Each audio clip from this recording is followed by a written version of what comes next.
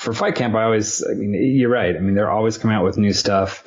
And so I find myself, laying in bed at night, going through the app. Okay, which workout am I going to do tomorrow morning? So it's all set and ready to go. And it's just exciting to have new workouts, because with the other kind of streaming workouts, you're right. I mean, you buy a DVD set or you stream it online, and it's just those workouts for a particular program. But this is they're constantly adding new content and new workouts and finding new ways to add different elements like the kicks and things like that. So it keeps it very exciting. It's more than just your output, more than a bike. When you hear your shout out, you know it's all right. Put on your magic pants and let's go. We're cruising into the power zone. Clip in, set yourself free. Come on and take a ride with me. You know what you need to know and what's it all about. Everything you need, it's on the Clip Out. Welcome to the Clip Out, episode 162. This is Crystal O'Keefe. And this is Tom O'Keefe. Hi. Hi. We're recording this in the day. Yeah. We don't do that very often. We do not. See if it'll throw off our rhythm. Yeah. I don't even know what to say to you. And you hurt yourself. Yes. Yeah. I don't exactly even know what I did to hurt myself. It's just like something in my upper back. I've strained my lower back more times than I can count. But this is in my upper back. It's like right between my shoulder blades. And it's like super extreme. Can't lay down. Can't turn my head either direction. It's much better today. Yesterday was a mess. Well, I'm glad it's starting to feel better. Yeah. We had to stop at the store and get you special stuff. Yeah. I did that after working an overnight shift. I stopped on the way home. I know. I just felt to show so bad. What a great husband I am. I stopped after midnight to 8 and ran into the grocery store to get you. Well, I said thank you. I know. I just want to make sure that everyone knows I'm awesome. Okay. So, what do you have in store for people this week? Oh, all kinds of stuff. Peloton is all over the news. We're going to talk about that, talk about some things going on with the summer collection, some stuff that the instructors are up to, and what's going on with that crazy stock. Awesome. Well, before we get to all that, shameless plugs, don't forget we're available on Apple Podcasts, where you can go rate, review, and subscribe. Be sure and subscribe so you never miss an episode. You can do that wherever you're getting your podcasts, and we should be available pretty much everywhere. You can get us in iHeart, Spotify, Google Play, Google Podcasts, all that place. You should be able to find us. So be sure and subscribe. We just pop up right on your phone like magic. So also, you can find us on Facebook at facebook.com/theclipout. While you're there, like the page, join the group. It helps you stay up to date throughout the week. And of course, sign up for our newsletter. You can get all the links and pictures and all that stuff sent to you in one easy to digest format weekly. And you can do that at our website, theclipout.com. So I guess that's all of that. Let's dig in, shall we? Yes. Peloton in the news. Peloton had a special announcement this week from John Foley. Sure did. This was pretty groundbreaking, I thought, from a tech company, no doubt, no less. But Peloton has committed to spending no less than $100 million over the next 4 years, specifically to fight racial injustice and inequity in our world. I think that's pretty incredible for Peloton to do. Absolutely. It's nice to see them, put their money where their mouth is, so to speak, that it's almost become trendy for organizations now to kind of glob onto things. So it's nice to see some actual, financial commitment as well, to just, instead of just a few hashtags. Words. Yeah, I agree. It's actions speak so much louder than words do, as we tell the kids all the time. Less hashtags, more cash tags. Well, all of their hourly wages for their workforce, that's where they're going to start. So they are investing $60 million to increase hourly wages. Effective July 1st, all North American and European-based non-commissioned hourly team members are getting a $3 per hour pay increase. So that brings the starting hourly rate at Peloton to $19 an hour. Are they hiring? Why, yes, they are, as a matter of fact. If you go to the place where, like, their webpage, they have all that. They have tons and tons of openings. Anything for somebody that has no real skills but likes to make dick jokes? I didn't see that on the list. Damn it. No. They're also going to invest $20 million in learning and development programs with a dedicated focus on hourly teammates. And then they're going to continue to support the fight against systematic racism at the institutional level. And they are investing $20 million in third-party nonprofit organizations dedicated to this cause. So that's going to continue the initiative they started last month by donating that $500,000 donation to the NAACP Legal Defense and Education Fund. So this goes beyond that. Gotcha. So it's another $20 million. And then they are also saying that they're going to continue to democratize access to fitness and bring health and wellness to all communities. So they are focused on making product and content more accessible to underserved communities via digital and connected fitness platforms. In 4 years, it is our goal that at least 10% of the classes are streamed to and taken by members of these communities. And so I just want to say thank you to Peloton. I think that's incredible. I really do. I wish I worked for an organization that took any stance Right. publicly. Yeah. But especially one that is so strong. Like I Absolutely. really think that's incredible. So hat tip to them. Yeah, absolutely. Peloton stock ticker. Peloton stock hits yet another record high. Yeah. And another one today, because this is from yesterday. I guess this was this morning. Sorry. This is becoming a weekly story. I know. Well, this one, they hit 3 records this week, 3 daily in a row records, all-time highs. So this morning, it hit a high of $57 per share. Nice. It has since gone back down. We're at $55.65. But it has been on a roll. Analysts, including Stifel Nicholas, have been lauding Peloton this week. There was, I believe it was Stifel that said that the target was 62, and now another company came out and said it was at 70. That's the target price for Peloton. So people are throwing money at it. Apparently, all these COVID rates going up in all the states. Right. Right now, it's like 28 states as of this morning. That means that people are throwing all their money in stocks that are impacted in a positive way by COVID, and Peloton is raking it in.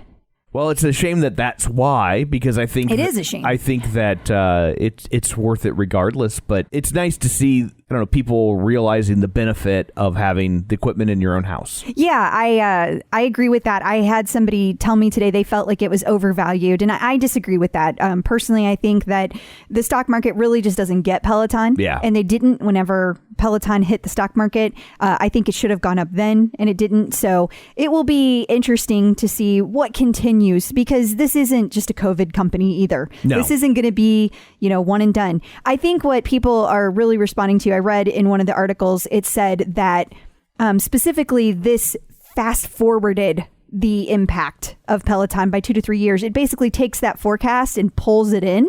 So it doesn't mean that they're not going to continue to have great growth. Right. It just fast forwarded through it. Yeah, and we've talked about this before, but I think it becomes kind of a self-fulfilling prophecy in that, nothing draws a crowd like a crowd. And as more people hear their friends and coworkers talking about how they got a Peloton bike or tread and they love it, it's going to become seen, I think, as a lot less of a plaything for the rich. I agree. Yeah. I agree.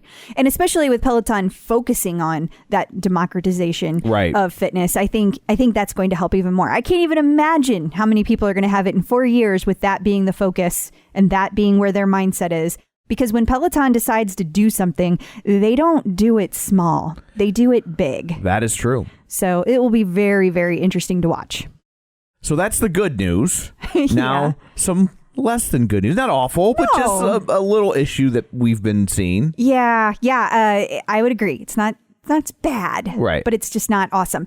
So the summer collection that recently was released at Peloton, I've been seeing a lot of complaints about this. The letters are peeling off, the ones that say Peloton, right? Particularly on the Beyond Yoga set, the leggings of the Beyond Yoga set. I have seen multiple people post pictures where literally they took them out of the package and put them on, and by the end of the day, the letters came off. Like, this isn't a case where people have washed them and then dried them multiple times. We're right. Because sometimes that happens. Sure. This is a different thing. So the good news is that Peloton understands that this is a problem. And so if you call customer service, the replacement will be sent. And all you got to do is send some pictures and be nice. Yeah, don't be a jerk. And they will help you out because they want you to be satisfied with your clothing selection.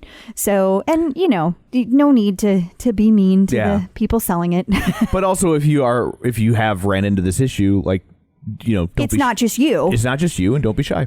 Absolutely. So Jen Sherman was not on the Howard Stern show proper, but on the Howard Stern wrap-up show. Yeah. And so my understanding of that is that Howard Stern's not on that part. I believe that's how that works. Okay, which I don't even understand. They just have a lot of content to create and fill during the day, and so that's one of the ways they do it, is they kind of have a post-show show. Okay. Well, the post-show show, our beloved Jen Sherman was on. And so everybody was participating via Zoom. But when you're listening, you can only hear the radio content. Right. But if you go to Jen's Instagram page, you can see a picture of her on the Zoom with everybody. If you just want to listen, we will have that not only on our newsletter, but it is also out on the Facebook page, facebook.com/theclipout. Which is another reason to sign up for the newsletter at theclipout.com. Yes.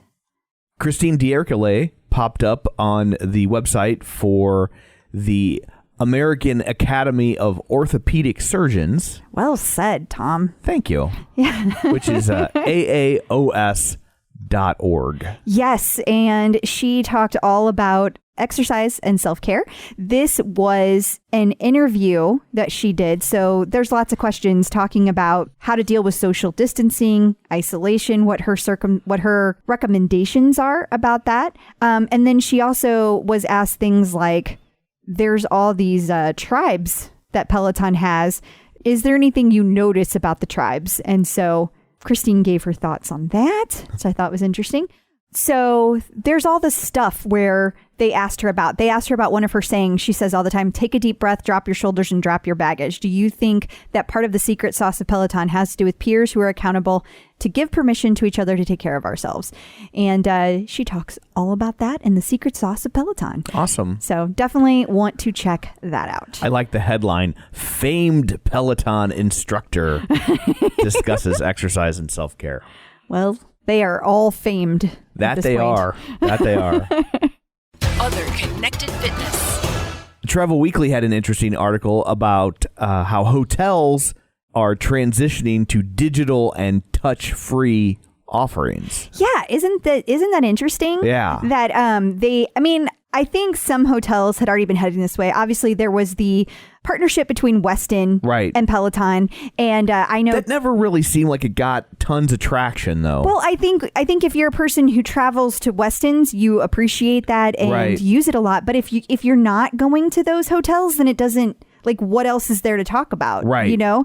To your point, though, I haven't seen a lot of other hotel chains, really latching on to that. I've seen a few. I mean, when we were in New York, the hotel that we stayed at, which may have been a Westin, now that I think about it, had hotels had Pelotons in the actual open community center. But what this article is saying, that they expect that there's going to be a lot more in-room demand for things like a mirror, like a Peloton. So you don't even have to leave your room because you don't want to go to the icky fitness center. Right. I would think that that's kind of a great area for a mirror or tonal to access, just because it doesn't eat up any of the footprint of the room in the way a Peloton does. Like, not trying to argue against Peloton, but when you get to some of those hotels, especially in big cities like New York or San Francisco, they're pretty small. They're pretty tiny, and to sneak a bike into there might be difficult, but to hang something on the wall and just have a little bit of clearance for the arms to come out seems pretty achievable. It does. I would say even the bike isn't that much of a huge footprint. Sure. But now they're not going to be able to stick a tread in every room. There's no way you can put a tread. That'll have to be reserved for the suites. Yeah. The penthouse. The really fancy hotels that we'll never be in. No. But they also talk in this article, which is just fascinating, about how spas are going to address this. One of the things that they're thinking that is going to happen is people are going to be looking for things like a hyper ice, which is a self massage tool that you use. And so they think that there's going to be a lot more of those, that you can kind of work out your own kinks that you get from working out, when you get sore. And I just kind of find that whole cycle fascinating. Right. So it'll be interesting. I mean, I think this was always kind of like with Peloton, I feel like this entire thing was already headed down this path. We've just fast forwarded. Absolutely. I saw an article on a totally different website about about how the massage parlors are trying to figure out touch-free happy endings. So, good luck to you. Yeah, that'll be interesting. And then Pop Sugar had an article. Yeah. And it was featuring an interview with Selena Samuela, and she talks all about intervals. So Selena, as you know, is one of our tread instructors for Peloton. So she talks all about intervals, why it's so important to do intervals, and how to work them into your workout. I really like intervals because I genuinely believe they help so much with your speed, but they also help you with your endurance in a weird way, because it makes your VO2 max, like it makes that ability longer. And so the threshold in which you can work out goes up over time. And because of that, your endurance is naturally going to be longer at a lower pace. Does that make sense? I think so. So like if you're working out at a lower pace, then you can do that longer the more you amp up your actual VO2 max. Your eyes just glazed over like you have no idea what I'm saying. I'm like, I think I get it, but... Never mind. People at home hope you understood. But they probably are. Keep in mind who you're talking to. Right. So at any rate, I think that's really cool. Also, it's just nice to see one of our other tread instructors being featured in a cool article by Pop Sugar.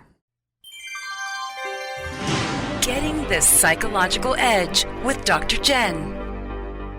So joining us today is Dr. Jen Mann, licensed marriage, family, and child therapist and sports psychology consultant. You may know her from VH1's Couple Therapy with Dr. Jen or VH1's Family Therapy with Dr. Jen, her long-running radio show, and she's written 4 best-selling books, including The Relationship Fix, Dr. Jen's 6-Step Guide to Improving Communication, Connection, and Intimacy. Dr. Jen, hi. Hello. Great to see you guys and hear you. Good to see Likewise. you too. Thank you for joining us again. So what's our topic this week? Today we're going to talk about body image. We'd like to know your thoughts, Dr. Jen, on how we can change from focusing on how we look to how we feel. Well, I think that it is very important. There's so much pressure in society today to look like some airbrushed fake Instagram model that probably doesn't even look like what she looks like. I think it was, in the 80s, it was one of those supermodels. It was like Carol Alt or Christy Brinkley or one of those women who said, like, I don't even look like what I look like in the magazine. It's important, first of all, to have a reality check of what is a reasonable expectation given who you are, your level of health, your ability to work out, your ability to take care of yourself. If you are a new mom with a baby who's working a job and is struggling to get on the treadmill, to expect yourself to look like, some hard body 20-year-old supermodel who their full-time job is to sit around and work out, you're only going to feel terrible about yourself. And it's important that we, first of all, I'm all for positively embracing our bodies at all sizes, shapes. I think it's very important that we are able to look at what's good about our body as well as what we'd like to improve about our body. I think that sometimes people get really misled with all of this body positivity, which I'm a huge fan of. I wrote my doctoral dissertation all about eating disorders and weight loss without deprivation and dieting. I have an app called No More Diets based on my dissertation. But I think sometimes people think that body acceptance means that we don't work on improving our health, improving our bodies, being more fit, being healthier, that somehow you have to pick one or the other. But you can embrace your body and say, my body is beautiful at any size, at any weight. You can work on that and at the same time work on improving it and being stronger and healthier and more flexible and have better endurance and all that kind of great stuff. So it's not mutually exclusive. So I also think that working on not beating ourselves up for our imperfections is really key. And I, many years ago, decades ago now, I had an eating disorder for about a decade and am completely recovered. I know a lot of people talk about in recovery. For me, I don't see it that way because for me now, food is not an issue. Weight is not an issue. I'm very happy with myself and my body and I don't deprive myself in any way. But I think that it is really important. I know in my own journey, in order for me to get healthier, I had to embrace my body when I was a lot heavier. I was about probably 50 pounds heavier than I am now. And I had to really learn to love and accept my body as it was, even though there were things about it that I wanted to change and wanted to be different. But in order to do that, I had to be able to love my body and make choices out of love, not loathing, beating myself up. Because when we make decisions based on, oh, I hate myself, I hate my thighs, I hate the way I look, we don't tend to make healthy choices. We don't tend to make loving choices. We don't tend to make choices that we can sustain over periods of time, and they feel crappy. They feel punitive and punishing and awful. So really being able to embrace ourselves and instead make choices out of love.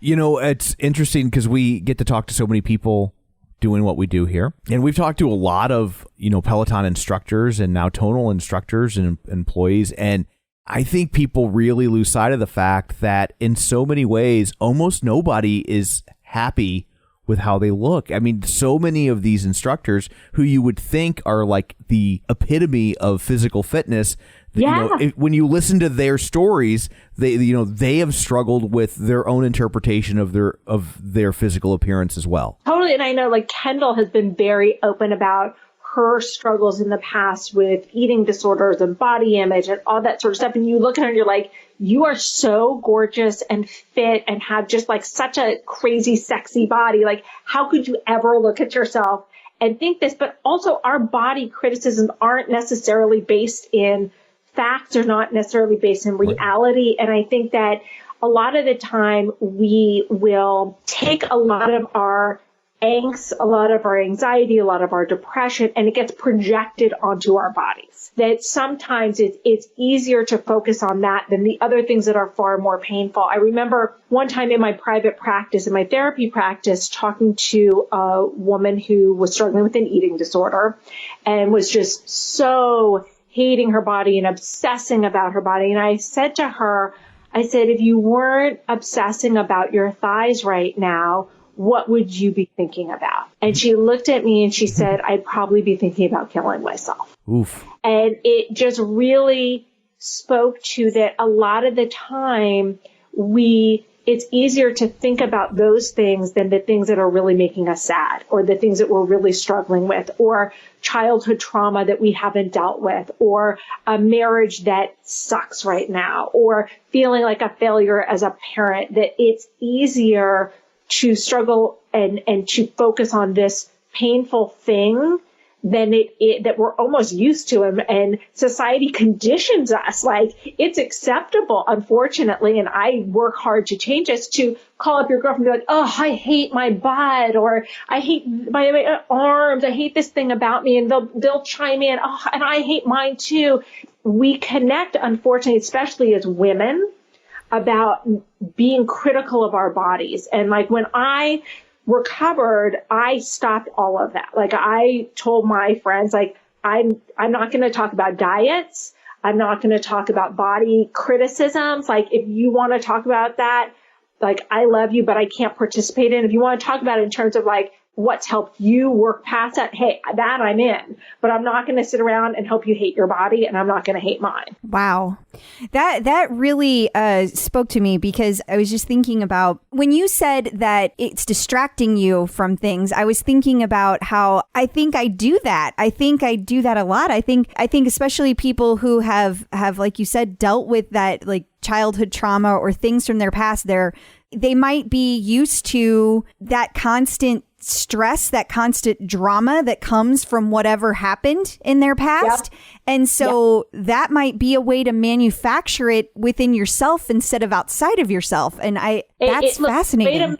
It's a way to kind of continue the chaos that you grew up in. It's a way to continue the self-loathing that you grew up with, because if someone abused you, mistreated you, well, then it teaches you to abuse and mistreat yourself. And hating your body is just another way to do that. And I know, like, when I was eating disordered, and, that decade, it was a shitty decade for me. It was in terms of my mental state. And I was a competitive gymnast at the time.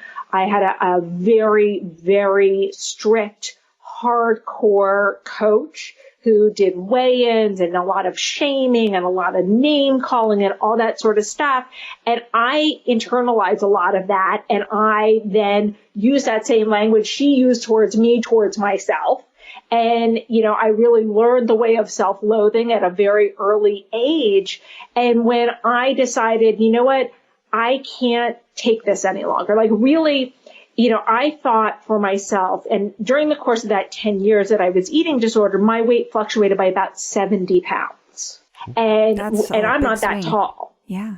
And so at a certain point, I was like, the best I can hope for is to be a quote unquote normal weight and just be obsessed all the time. And then I came across a woman named Janine Roth who wrote a book called Breaking Free from Emotional Eating. And I read that book and it was like a light bulb went off. And a girlfriend of mine who had been struggling with these issues had turned me onto it. And she said, like, this has really helped me. And I read it, and it really is about learning to listen to your body, to eat when you are hungry, to stop when you are satisfied. And my app, No More Diets, is based on this philosophy, using what we call in this eating disorder recovery world, the hunger scale, a scale from 0 to 10.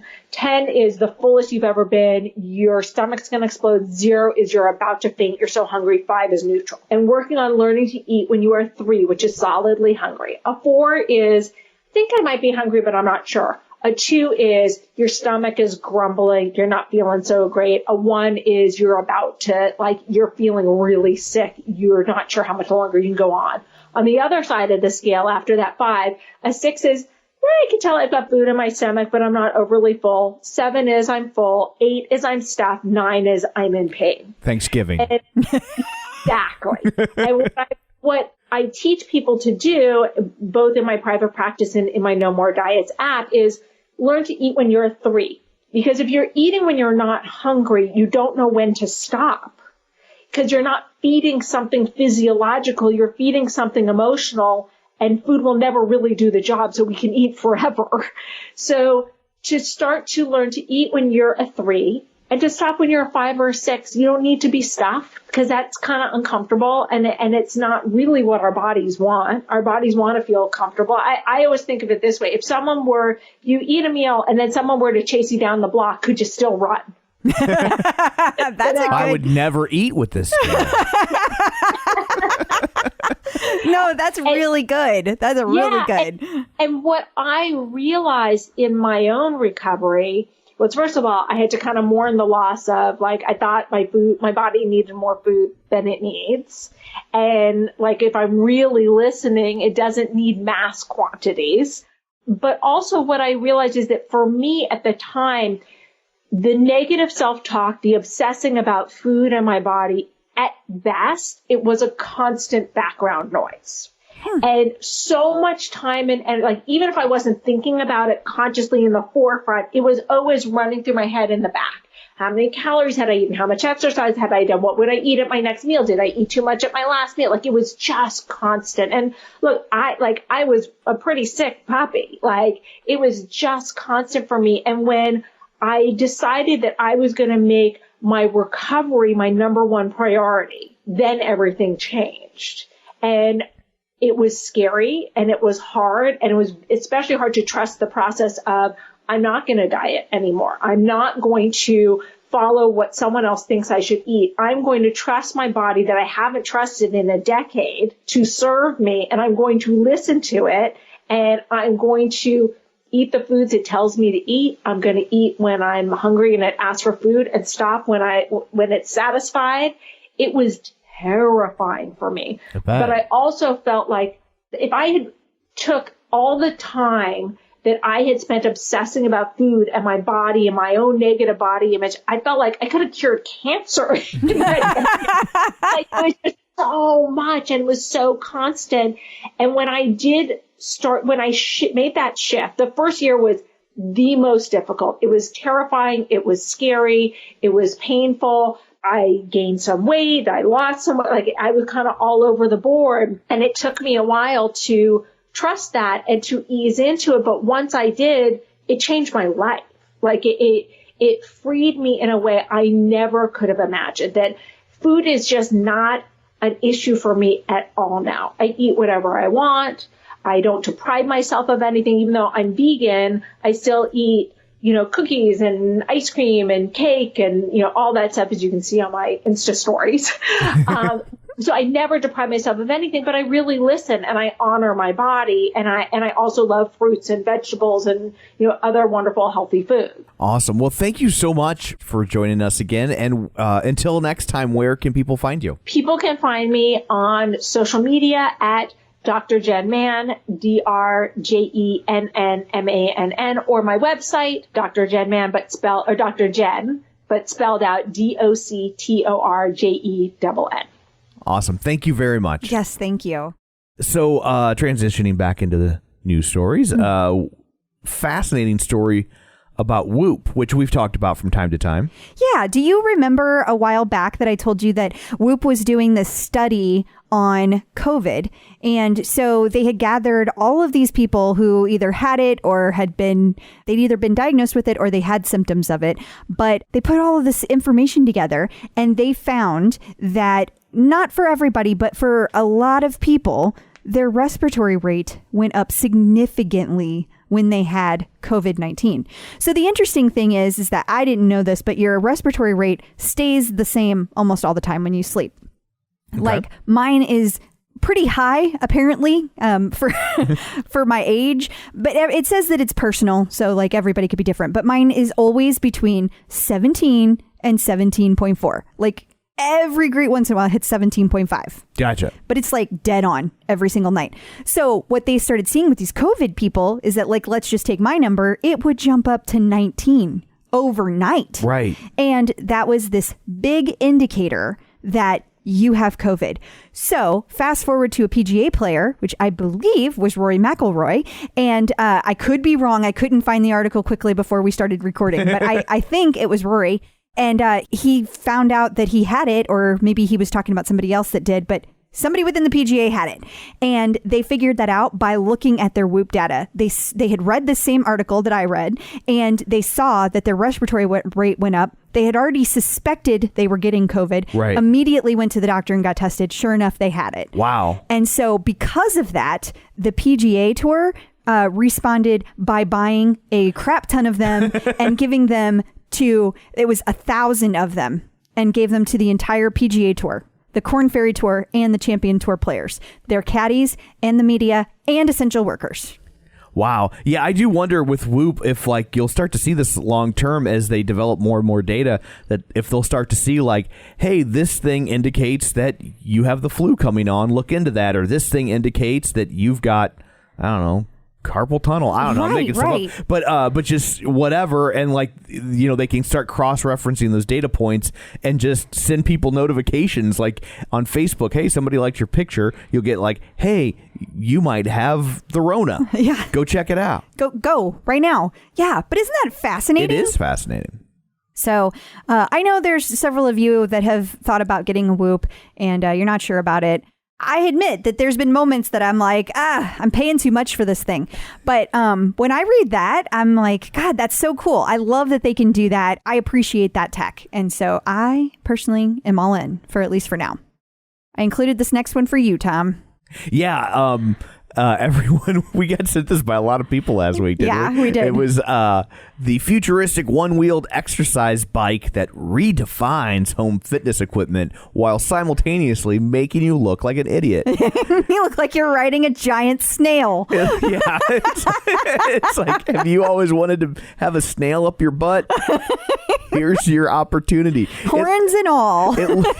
Yeah, that's what you hold on to. That's what you, yeah. Yeah, it looks like it would be like if someone like from the 1900s invented an exercise bike, because it's like, or like what they thought in the future they would look like, because it looks like those big giant one-wheel bikes that I know exactly what you're talking about. You would see like in the opening credits of Cheers or on the wall of a Subway before they remodeled them all. Yes. Like the Subway sandwich shop. Yes, sorry, Subway sandwich shop. Sorry. We're from the Midwest, so Subway is synonymous with sandwich shops here. Not the Subway you guys are thinking about in New York. We That's never different. associate it with mass transit because we don't have any. So, but it's like, I don't know if this thing's good or not, but it looks positively ridiculous. I don't know anything about it other than it's ridiculous. Like I literally did nothing else than look at it and laugh because in the descriptions right next to it, just really briefly, says it's ergonomic, innovative, and it's known for its luxurious contemporary design that elegantly merges technology, function, and aesthetics. And I'm just going to say we're going to have to disagree. We're going to have to agree to disagree. And it's called the Cyclotte, I guess. What? It's Ciclotte. As you know, Tom, I have trouble pronouncing things. Yeah. I didn't look this up ahead of time. And just for anybody listening out there, that is a European-based word, and I still don't know how to say it. Yeah, Cyclotte? Cyclote? Cyclote? That could be. I don't know. Cyclotte? Yeah. Cyclote. I don't know. What I call it is the weird snail bike. I think that's better. Yeah, well, everybody was really curious of your take on it. That's why I included it. They should call it the escargot. Oh my God, that would be amazing. It really would. So, you're going to want to look that up and enjoy. And we'll have a link directly to it In the newsletter. In the newsletter. One more reason to sign up.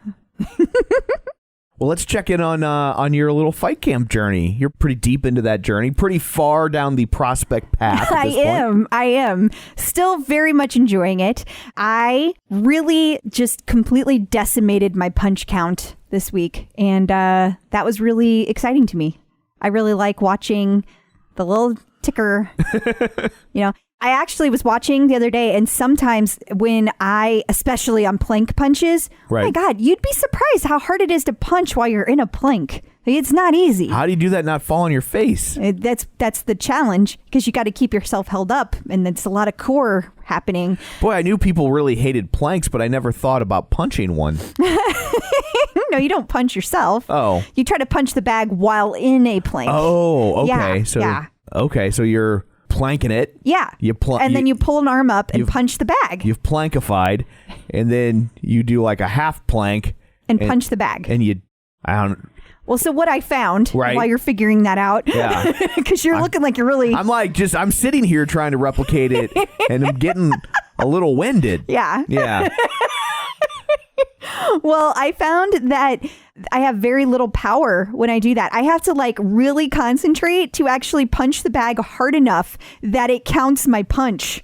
So I got kind of ticked off, and I went down to my knees to do the plank. I didn't stay up on my feet. I totally cheated and went down to my knees so I could punch it. So note to self, if I have any really bad news for you, I will wait until you're in a plank position to broach the topic. Well, I can still get up out of the plank position. But it gives me a head start if I need to run. You're not going to run. Who are you kidding? Okay, that's true. Jog quickly up the stairs. I should probably just not do anything that would get me in trouble. That's the safest bet. That is the safest bet. So, fight camp. Yes. Remember when this was about fight camp? So my whole point was that I had to come out of the plank position down to my knee, like a modified plank, right. So that I could keep up with my punch count, because I was getting really frustrated because I always go beyond my punch goal, and it wasn't registering my punches because I couldn't get enough force in a plank. So your punch count was bad, but your light tap count was just through the roof. Through the roof. Yeah. Unfortunately, there was no one counting that. So by the end, though, I had caught up because of my modified plank. Well, that's good. Yeah. I'm going to have to do some more planks to strengthen my core so I can make those punches count throughout. And we should probably say people should watch this space, because in the not too distant future, now I have the Mr. Science Theater song stuck in my head, but in the not too distant future, we will have some more news regarding Fight Camp coming your way. I think people will find that very interesting. And in the meantime, if you would like to check out Fight Camp yourself, you can go to joinfightcamp.com. And if you purchase, don't forget to say that the Clip Out sent you. Yes, please. Cody Rigsby has entered the world of meditations. He has. Apparently, he ends his meditations with "Bye, boo," which is very Cody-like. That seems fitting. Yeah, it does. We should also point out that the Peloton Prophet predicted this over a year ago. Yep.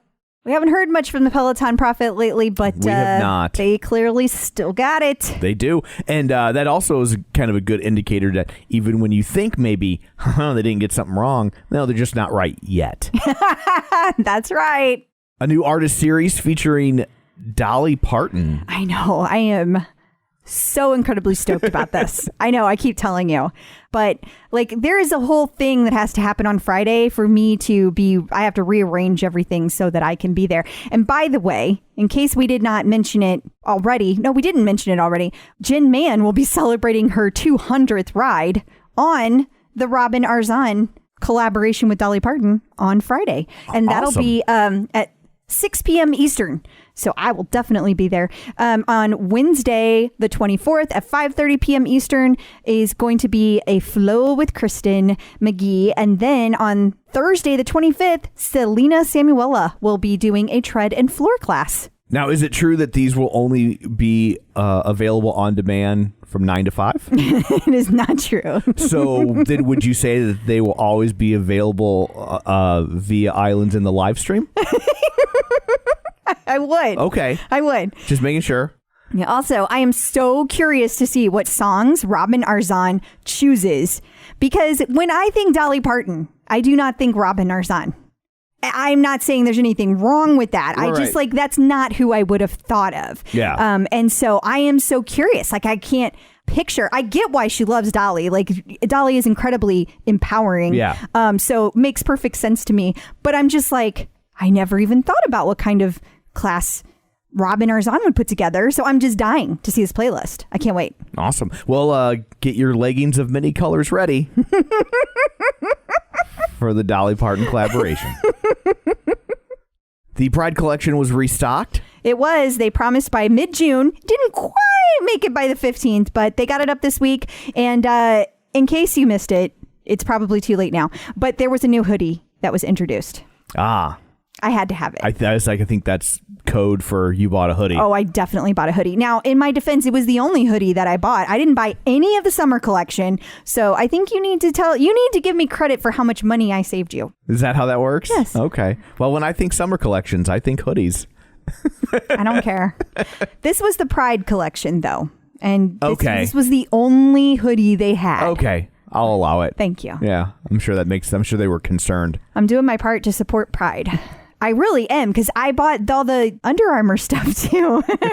Found out this week, guys, I love rainbows and I'm a sucker for it. Almost bought a Coach purse and then I decided that was a little ridiculous. Well, I did buy you those Lisa Frank leggings. I know, and I wear those too.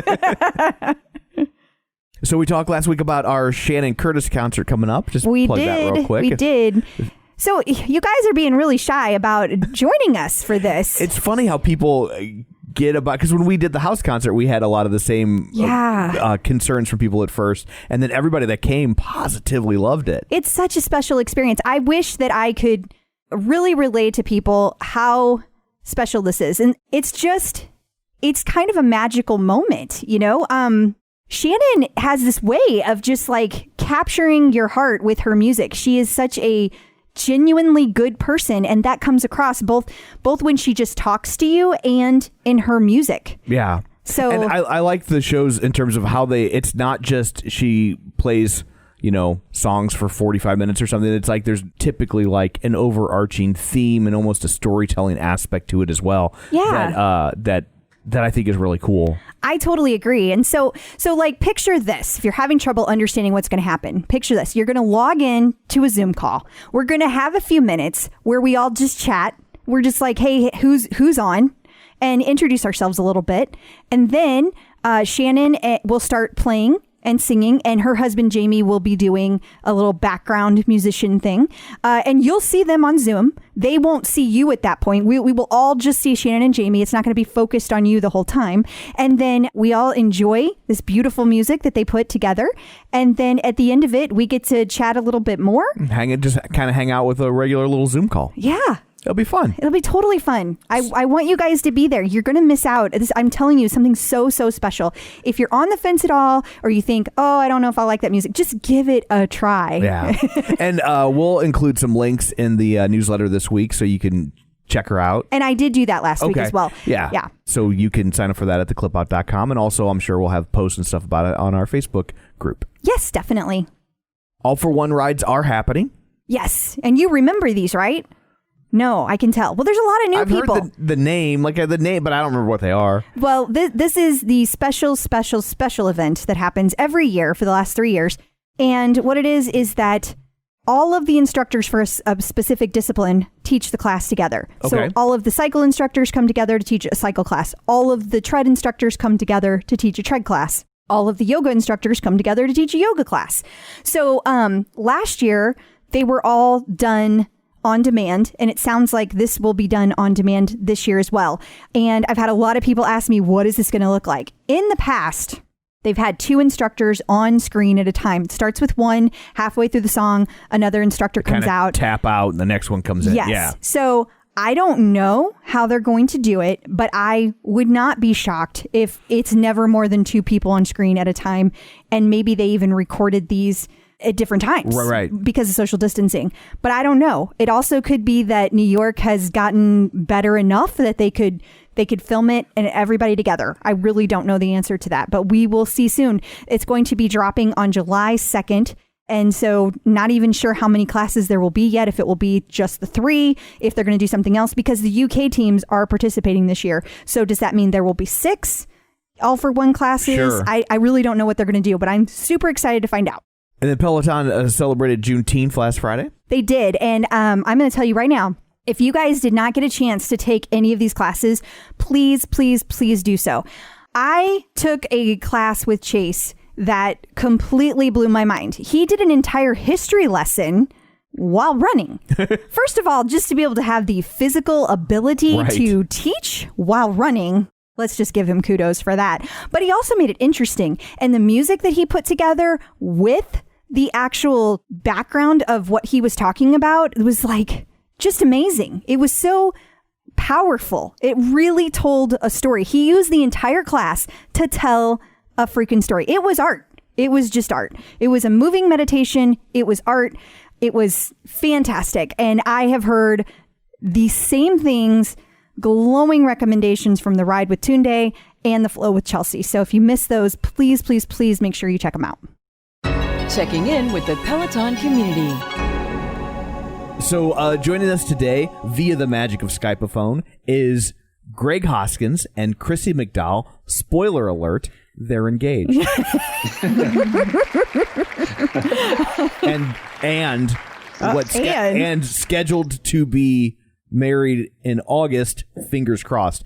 I'm crossing my fingers because of COVID, not because I question the stability of the relationship. Woo, nice save, our love Tom. is stronger than COVID. Just to be clear. Good. That's, yeah. I was like, wait, I'm not questioning.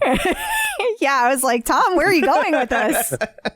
Hopefully appearing on our show doesn't make them, change direction. They're like, this is an outrage.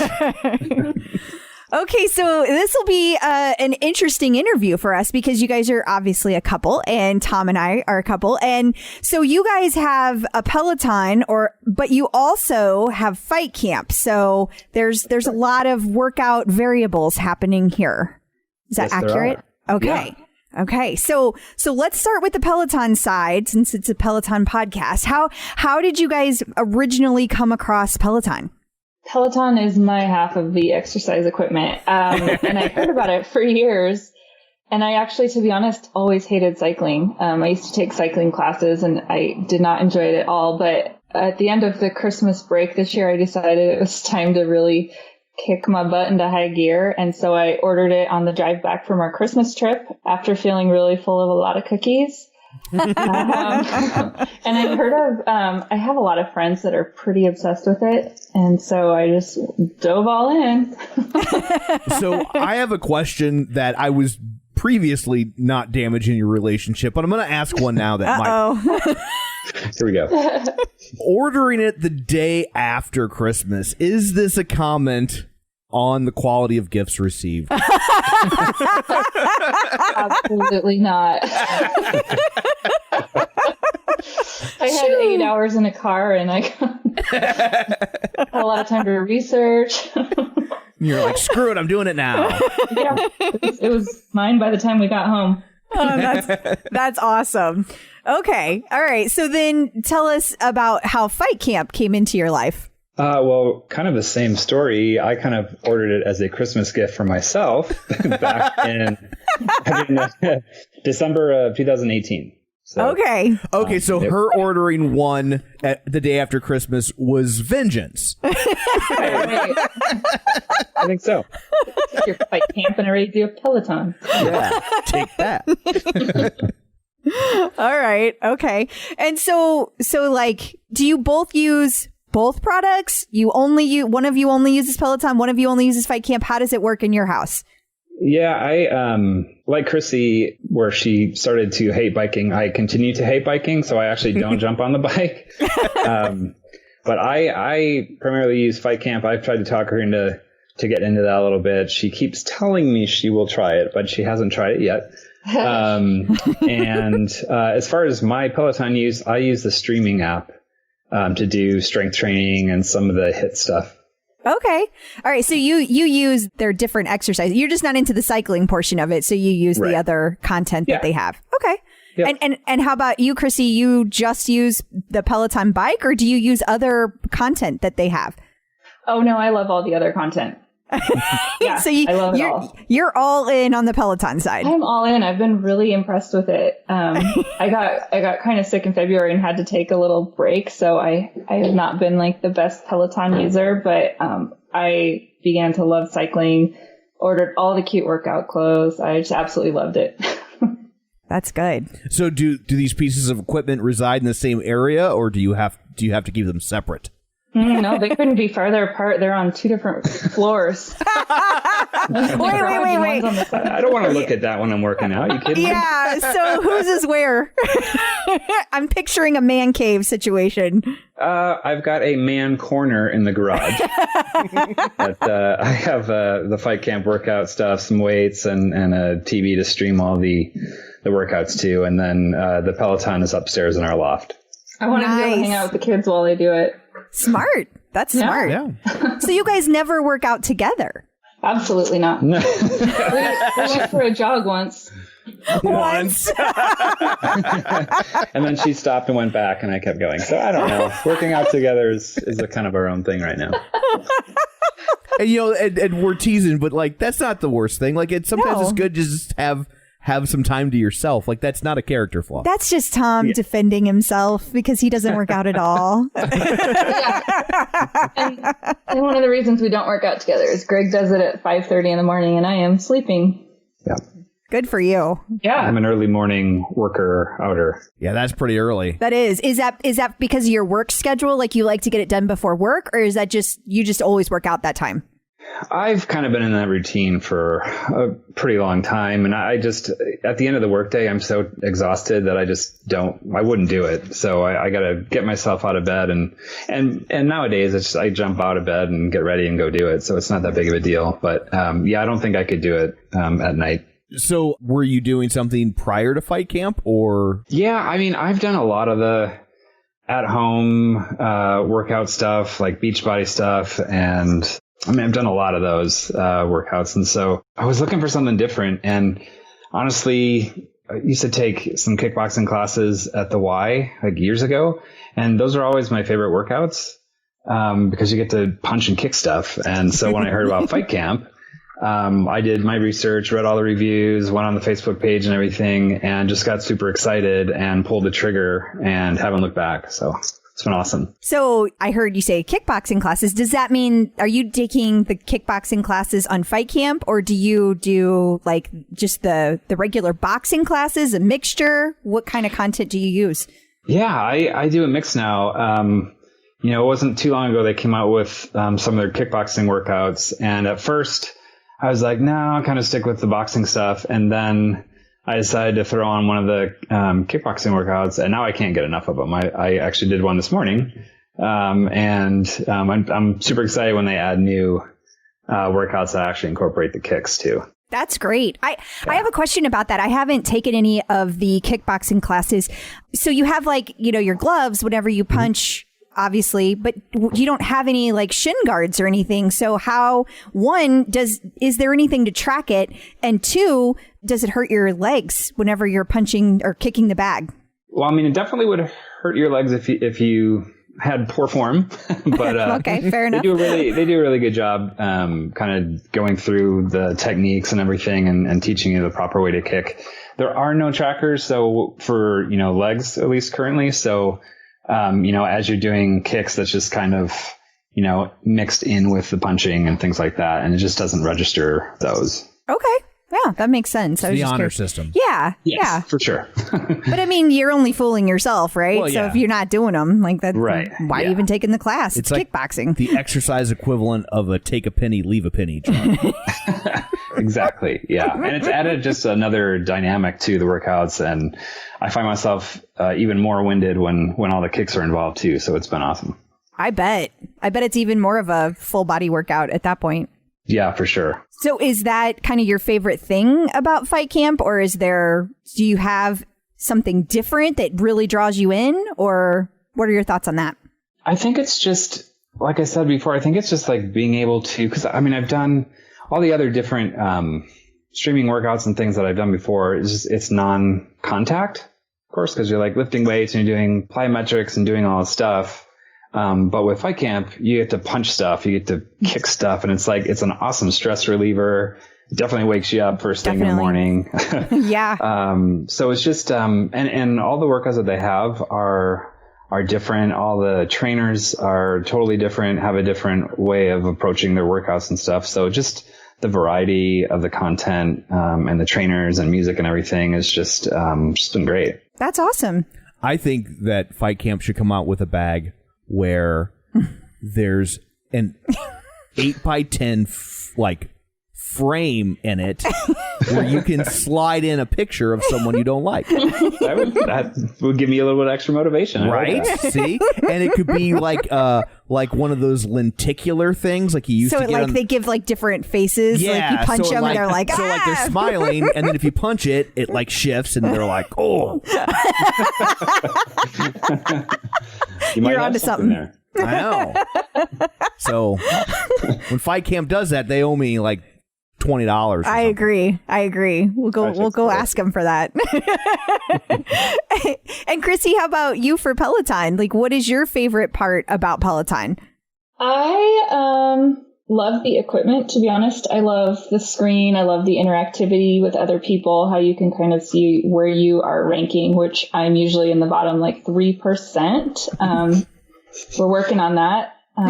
But it's a nice piece of equipment. The classes are amazing. They're really motivating. I've actually started to really love cycling, which I didn't think was possible. That's great. That's interesting. You didn't think was possible, but you bought one. Yeah, I find that interesting too. You guys have a wedding to get ready for. I hear you. So Okay. that you were like, I have a very specific goal in mind, and if I guess you were probably thinking, if I don't like it, I can always sell it afterwards. Yeah, and I thought, honestly, I mean, the expense of it, I knew I have to use it, right? So I'm kind of required. I can't just give up on it like I would any old streaming class. That's true. I mean, there is a certain guilt factor that makes you, but how great is it that you don't do it because you feel guilty? You do it because you enjoy it. I love it. My kids have even started to get on it too.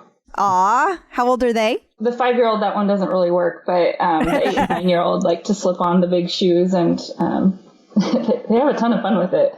That's great. So had you done stuff prior to Peloton, or was that just kind of you just jumped in feet first to exercise? I would say I jumped in feet first. In the past, I've done, I kind of need group motivation for me. I'm not like Greg where I can just do anything streaming. So, which I feel like Peloton is group motivation, and there's such good resources online, like big groups. But I've done, pure bar classes and things like that. Anything streaming, I was not super successful with, though. Okay. Why do you think Peloton is different for you? It feels like a group workout to me. Yeah. I could totally see that. Yeah. It's very engaging. It is, yeah. And I love the instructors. Do you have a favorite? Cody. You almost sounded a little guilty. Cody's amazing dance moves. Have you taken any his cardio dance class? No. Is it amazing? Yeah, you need to check that out. That's a lot of fun. I absolutely will. I think it was him and Emma doing that one, and it was so much fun. Oh, I love that. I'm definitely going to try that. Yeah. And how about whenever for fight camp, you said you had done things like Beachbody and stuff like that. So you're clearly Greg, self-disciplined, self-motivated when it comes to workouts. You're like, okay, I can go do this thing. But yeah, I feel like fight camp is different than like Beachbody because there's always new content coming out. And so I feel like it's motivating in a very different way. Yeah, absolutely. I mean, I'm always basically, when I usually do fight camp 3 to 4 times a week, and then I'll stream one of the Peloton strength or HIIT workouts, 3-ish times a week or so. But for fight camp, you're right. I mean, they're always coming out with new stuff. And so I find myself, laying in bed at night, going through the app. Okay, which workout am I going to do tomorrow morning? So it's all set and ready to go. And it's just exciting to have, new workouts, because with the other kind of streaming workouts, you're right. I mean, you buy a DVD set or you stream it online, and it's just those workouts for a particular program. But this is constantly, they're constantly adding new content and new workouts and finding new ways to add different elements like the kicks and things like that. So it keeps it very exciting. Awesome. So if she ever gets you to try the Peloton, don't punch it. Sounds like there's no promises, Tom. It just sounds like that's a big selling point for you, and you just want to make sure just don't punch. Yeah. I mean, I'm trying to get you to be selfish on your own behalf. They're not cheap, and they're not. If you damage it, she's going to expect you to buy another one. That's true. I don't think that's covered under warranty. I'm pretty sure it's not. Okay, I can't fit into her shoes, so as long as we don't buy new shoes, then I'm golden. I offered to buy him shoes. Also, they have the cages, so you could always ride with the cages. Not helping. Okay. I was trying. I just can't. I mean, I know Tom just doesn't like to exercise in general. I'm just flat out lazy. But if you like to exercise, I'm a little perplexed that you don't like the biking at all. Like none of it. Like have you tried just ride? Have you tried a scenic ride? Because I've talked to people who like to kind of do their own thing, which it sounds like you do, and it sounds like you might like that aspect of it. Yeah, Kristy keeps trying to talk me into it. Like I keep trying to talk her into doing some fight camp. And I'll be honest, it was, a few years ago that I went to a spin class with one of my friends, and it was just, I found out that it was not for me. And so because of that one class, I've kind of had this mental block on biking. I love it. The truth comes out. So what happened? Yeah. I want to know. Yeah, we got to hear the story. Clearly something happened. I don't know. That was just was so it long too ago. woo-woo? Was it like nothing woo-woo? traumatic or anything, but it's the same thing with mountain biking. Like we live in Boise where there's mountain biking everywhere, and I would prefer to take a ski lift up a mountain and get down the hill just zooming through, single tracks versus biking uphill. So maybe it's that. I don't know. I don't know. I think we need to do some more research here because I'm not really a big mountain biker. First of all, mountain biking is terrifying. You have to have like a lot of technical skills for that. So and mountains. Well, yeah. I mean, we don't have those in Missouri. We have hills. Big hills. We have the Ozark Mountains, but like That doesn't count. They're not real mountains. Yeah, it's not. Let's not kid ourselves. It's not like we're looking at the Rockies or anything. But that's very different than the Peloton. Like, I mean, the Peloton is like you get on, you have a great ride with your friends and you're hanging out and it's kind of like a party, you know, and you're still working out. It's so different. I agree. I think Greg would absolutely love it if he actually tried it. I feel Greg squirming. I feel like he's like, I don't like this conversation. I don't like where this is going. I don't like anything about this. Next question. Yes. Normally, this is fun to watch, though, because normally it's me That is true. that gets the full court press from people about getting on the bike. So it's I see what people enjoy about this so much now. But I gotta say, I feel like you guys just need to switch workouts for like a half hour one day. Because Crissy, I think you would like the fight camp. Like, it's so much fun to beat the crap out of something. Like, you gotta get frustrated at something sometime. Oh yeah. So you Especially gotta being at home with the kids and schooling and stuff. Now's a good time for that. I'm telling you, that feels pretty darn good to punch something real hard. Have like a Sadie Hawkins dance version of workouts. I feel like you guys need to. Yeah. I would be excited to see the end results of that. I will do it. I will try it. Greg, she's in. Come on. I know, it's great. That's And fantastic you for her. forgot to Wow, he sounds a lot like you, Tom. He does. It almost sounds like I called him beforehand and gave him tips. Yeah. Like, here's where his fight camp training really comes in. He's gotten very good at the duck and weave. You dodge a lot of things, Tom. Yes. That'll come in handy the longer you're married, I assure you. Okay, so as far as fight camp goes, we'll leave you alone. Who are your favorite instructors on fight camp? I would say, I mean, they're all different in their own ways, but I would say Shani Smash. She's awesome just because her energy level is way out there. It's great. Yeah, and she's tough. Yeah, and I like Coach PJ too because he always seems to be. I think out of all the workouts, he seems to have a lot of like the most technical ones in terms of like the combinations that he throws at you. So there's a lot to like remember and technically, perform and everything. So I really like that aspect from all his workouts. Oh, that's really good to know. I haven't actually had a chance to take a class with him yet. So that's something to put in the old memory bank to try out. Yep. He's awesome. I've been on the prospect path, so I'm working my way through it slowly. Yeah. Well, they also actually just came out with they have a prospect path and they also have a kickboxing path where they actually introduce you to adding kicks in and stuff. And they have kind of the same type of progression they do with the prospect path. So you should check that out too. Oh, I'm definitely going to. I feel like I need to finish one before I move to the other, but maybe I can switch gears. I don't know. Yeah. I'm excited to try the kickboxing. Definitely. I mean, if punching feels great, how good can kicking something feel? I feel like tons of fun. Tom's like, I don't know about this. Well, Tom, what are you doing when she's jumping on the bike or beating the crap out of the bag? I'm probably watching TV. Yeah, that sounds right. Or sleeping if she gets up early. Sometimes he starts watching TV and falls asleep. Depending on how good the show is. Or lack thereof. Right. So do you guys like focus on the leaderboards at all on either? Because I mean, obviously Fight Camp has a leaderboard, but it's static. So you see it at the end, and then Peloton has a leaderboard. So do you guys use those at all? I completely do. I have to filter it down to, like I said, I'm in the real low ranks there. So I try to filter it down to a pretty specific range. So I feel better about myself. Yeah, I totally get that. If I'm like close to 50%, I feel good. I'm like, okay, I did good. Yeah. And then I like try to fight with the people closest to me, Yeah. And I think that's fair. Like, I know that you're kind of couching that as like, you feel like that's not, but I mean, there are legitimate professional athletes that are using Pelotons. Like a regular human being isn't going to be able to compete with literally like very regular. Right. Yeah. NFL and NFL football players, basketball players, NBA, like Olympians, professional cyclists. Yeah, so it's like... And then there's us. Well, not us. Okay, well, there's me. Right.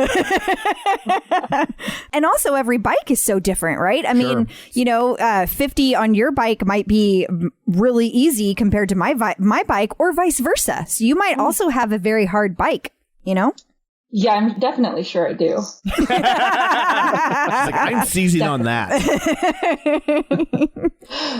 And Greg, your bag might be tougher. Yeah. It is. Yeah. It's a lot harder. It doesn't give. Yeah, you got the every once in a while they send out one entirely filled with concrete. No, I just, for the sake of clarity, they don't do that. No, they do not. It'd be a lot harder to ship. Yeah. Touche. Yeah. So do you use the leaderboard for Fight Camp at all? After every workout, I'll look to see where I ranked. Sometimes it's high, sometimes it's low. But I don't think I've actually, there's so much stuff in there, content. I don't think I've ever repeated any workouts, so I can't go back and, try to move up the ranking or anything. So I'll just kind of look after each workout and mentally tell myself I did awesome or that I sucked, and then I'll move on. So that's what I do for both. I do that for Peloton and FightCamp. It's like, oh yeah, that's how I did.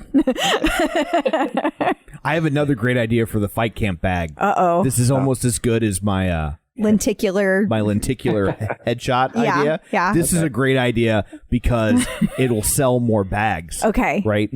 It bruises. And then when you get it all the way bruised, you get another one. You got to buy another one. Yeah. Well, it is. They do wear out. I mean, I've been punching and kicking for a long time now, and they're starting to wear out. I mean, there's marks everywhere. Of course, I haven't cleaned it either, so I don't know if it's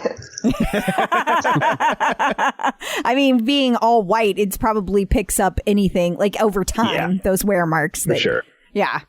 Yeah, it's just normal wear and tear. Definitely. Oh, that's funny. I'm as much as you like to hit things, I'm really glad you have this item in your house. I think So are my kids when they're trying to sleep at 5:30 when I start. Oh, yeah. Yeah, that's probably a really good point. Ours is in the basement, so I don't think anybody hears me using it. I think because your punches are all like. Oh, wow. Wow, Tom. No, that's not true. Why don't you get on the end of that punch? Let's see how you're doing. I mean, we're about to. I'm going to go start my kickboxing path right now. All I know is I always beat the number of punches. You do? I don't know how hard they are, but gosh darn it, I'm getting the number. That is one thing. I think that's one of the first comments I made, at least about the Peloton, was I was surprised how quiet it is. I know. It doesn't make a whole lot of noise at all. It's a dream. I will say that if you ever look into getting a treadmill and you're thinking the same thing, the treadmill is not as quiet as the bike. I mean, I don't think it's possible to make a treadmill as quiet as the bike because it has a motor and the bike doesn't. Yeah. So that would be different. But the bike is amazingly quiet. So many people have it in their bedroom right next to their bed when they get out of bed. The other person in the relationship will be sleeping and they'll do a ride right there. That's crazy. I believe it, though. I mean, it's like a whisper. Our kids are just right outside of the loft and they never hear a thing. Great. Do you take classes with headphones on, or do you keep them off so they can hear the music, or how do you work that? Yeah, I do headphones usually because if I'm upstairs either with the kids, then they're usually watching TV and I'm annoying them, or they're sleeping and I'm trying to be quiet. Totally. Yeah, that makes sense. Yeah. And I know some of the music choices aren't always child friendly. So they really aren't. I love them. Same. I mean, because they really get you going, they get you all pumped up. So I absolutely love it. So are Cody's music choices your favorite music choices? Is that one of the reasons he's one of your go-tos? No, actually, I think I like Allie's music choices better, but I just love his dance moves. His energy. Okay, that's interesting. I always enjoy hearing people's pairings of instructors because I feel like people kind of go in groupings. So if you're a Cody and an Allie, I feel like you also probably like Oh gosh, I totally blanked. I can't help you. Like Robin. I think you might. Yeah, I like Robin. But I think you might shy away from like a Christine or a Matt Wilpers, really technical rides. This is correct. Ah, You're very accurate. I'm starting to develop this is my psychology of Peloton in motion. I'm developing it every she time. She needs it to be fun. Oh, I absolutely need it to be fun. So like I go for, personally, I will gravitate towards somebody like a Jen Sherman, but I might throw in like a Robin on a day whenever I need somebody to like yell at me, you know, but like in a good way, like a motivating yelling, not like she's talking down to me, just to be clear. Yes. I need that too. Yeah. Everybody has those days where you just got to get pumped up. You need somebody else to do it. All my days. That's every time I'm on that bike. Oh, awesome. So, what is your leaderboard name on the bike? Mine's Crissy McDowell, but don't judge me. I don't have too many rides under my belt. Everybody's okay. got to start somewhere, though. Yeah, and you haven't had it that long, so you've got more than me. Really good. Yeah, she's like, oh yeah, at 0 though, Tom, right? Yeah. She's like, yeah, exactly.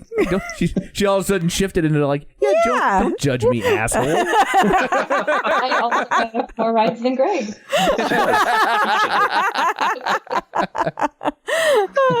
How many boxing classes do you have under your leaderboard name, Greg?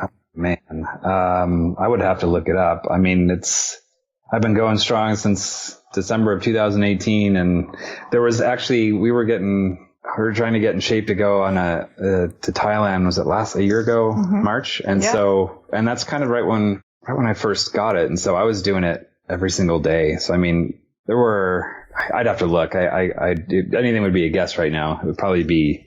I mean, I've thrown hundreds of thousands of punches. I can tell you that. Well, that's awesome. And what about on FightCamp? So I have a quick question. You mentioned going to Thailand. You're like the third person I've heard mention Thailand in the last week. Like, what's going on in Thailand? Like right now. I would have never. Well, like specifically right now. Is there a webcam? Can you look for me? No. I always think of it as like so far away, and all of a sudden I've heard multiple people mention Thailand in like the last week, and a vacation destination. Yeah, and so I'm just curious, what does one do in Thailand? Yeah, like it's so far away. You eat your way through Thailand. Tom wouldn't. Are you kidding? That would be a waste for Tom. It would. He would be like, wait, where are the chicken tenders? Yes. That's the chicken tenders of your life in Thailand. Yeah. Really? So how long were you? Okay, first off, how long did it take you to get to Thailand? It's a long time. It's I think we went from Boise to Seattle to Seoul to Chiang Mai. Our final destination was Chiang Mai. It was all told with all the flights and layovers. It was I think like 27 hours or so. Oof. Really? Yeah. Just with the layover, because we got to Seoul, it was like a 8-hour layover. I mean, it was just. Oh, yeah. It wasn't that bad though. It didn't feel as terrible as you would expect. Yeah. Yeah, that sounds pretty terrible. I'm not gonna lie. It does. And then, how long were you there for? So we split up our trip when we got to Thailand. We were in Chiang Mai, which is a town in northern Thailand, for roughly 5 days, and then went down to Phuket for another 5. Okay. And then did you take the kids with you? No, this was just a Kristy and Greg trip. It's peaceful. Nice. Good for you. Yeah. Need those And too. it's really affordable and super hot over there, which was perfect. The water was like 80 degrees in the ocean. Yeah. So when you get there, it's kind of like a resort type vacation. Is that?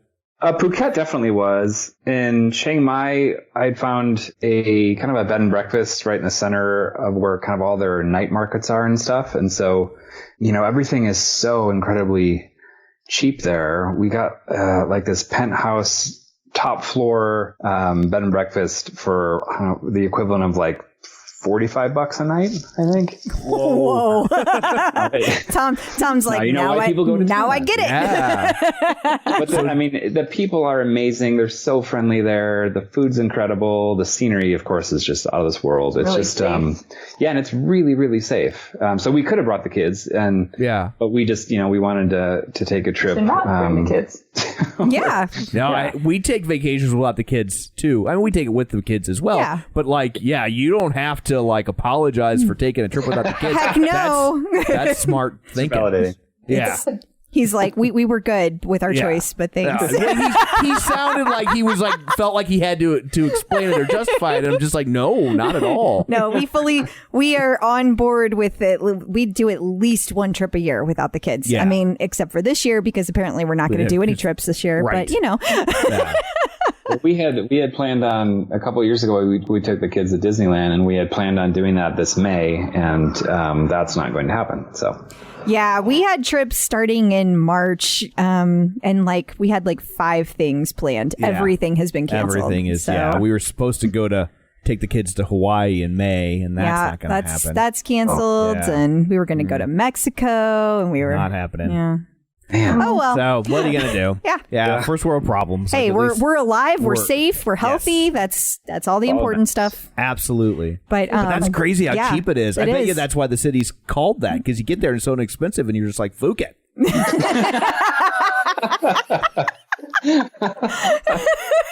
How long you been sitting on that one? I had to circle back around. It was too good to just let go. Okay, well, glad you got that out. Greg, what's your leaderboard name on FightCamp? Okay, brace yourselves. Are you ready for this? God. Ready? Greg Hoskins. And how did you come up with that? It just came to me. It came to me in my sleep. I'm like, you know what? There it is. So, is there an underscore or a dot or No. Okay, all right. One solid word. Wow, that is a lot of ingenuity. Mind blown. And will Kristy be changing her leaderboard name come August? That's the question. Oh, that is a good question. big debate. Yes, Yeah, on the spot. yeah, Crissy. We all want to know what's it going to be. A lot of work. Yeah, Chris, what you gonna do? Sure, you guys. I will change my name there. And on Facebook and on Instagram and Real life. And real life. Oh, too funny. Do you guys have any advice for people just starting their workout journeys through FightCamp or Peloton? Don't be a Tom. No. How is that the first time anybody's ever said that? I don't know. It's a great question. I guess they just assumed if you were already listening to Sure. the podcast, Yeah. you already went past Tom. I set the bar pretty low. I had to watch a lot of YouTube videos to figure out how to even clip in and out of the bike, but my advice would be to just start with the super short beginner classes, not beat yourself up about it, and try to stay consistent. I think that's great advice. Yeah.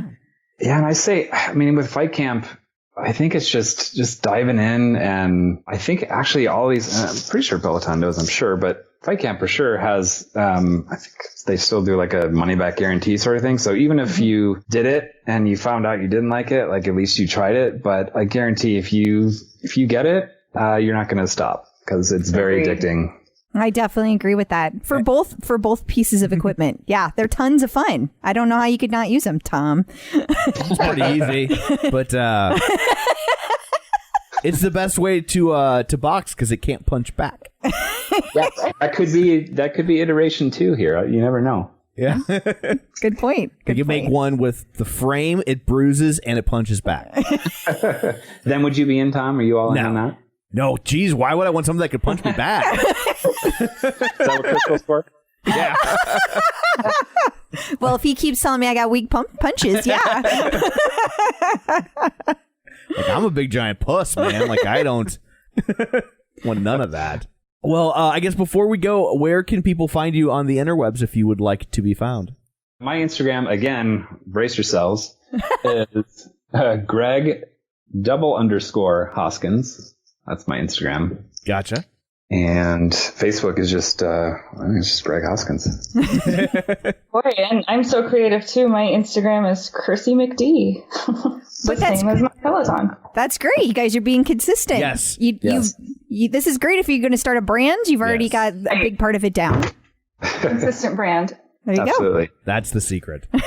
Well, thank you so much for taking time out of your busy schedules to join us. We really appreciate it. Yes, thank you so much.